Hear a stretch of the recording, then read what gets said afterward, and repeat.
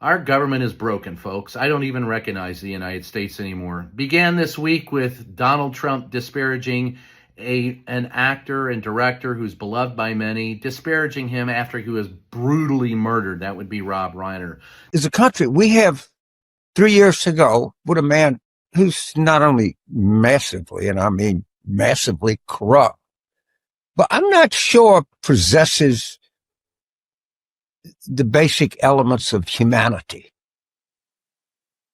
And I'm not sure he's not getting worse. It's not up to me because frankly, I wouldn't piss down his goddamn throat if his heart was on fire. But nobody expects me to do that or people that listen to this. Then on Wednesday, Donald Trump appeared in the diplomatic reception room in a speech that was so rapid fire, it looked like he had been shot out of a cannon. It made little sense.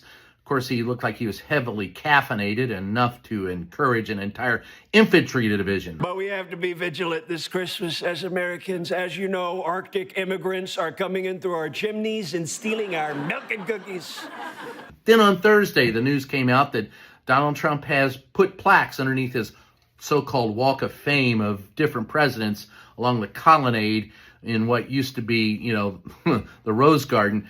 And those disparaged all the previous presidents, especially the Democrats.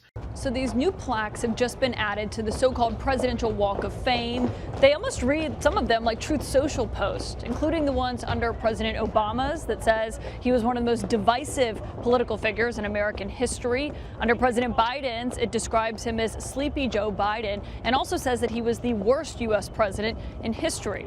There are some that are nicer, including under Ronald Reagan's, for example, where President Trump says at the end that he was a fan of Trump's long before he ran for president. The White House press secretary, Caroline Leavitt, says the president actually hand-wrote some of these plaques himself. And then, of course, on Friday, Donald Trump did what? He renamed the Kennedy Center the Trump Kennedy Center. Soon we'll probably see the Trump banner hanging from the Washington Monument. And if that's not enough, Congress, the very same Congress, who many get, free health care for life, couldn't pass affordable health care for the rest of us before they split for the, holiday break. And meanwhile, we're not done. The Epstein files were released, so heavily redacted that there were many pages that you can't even make sense of, but there was the odd picture of Bill Clinton in a hot tub. Have you ever had a personal relationship with Donald Trump? What do you mean by personal relationships? Have you socialized with him? Yes, sir. Yes? Yes, sir.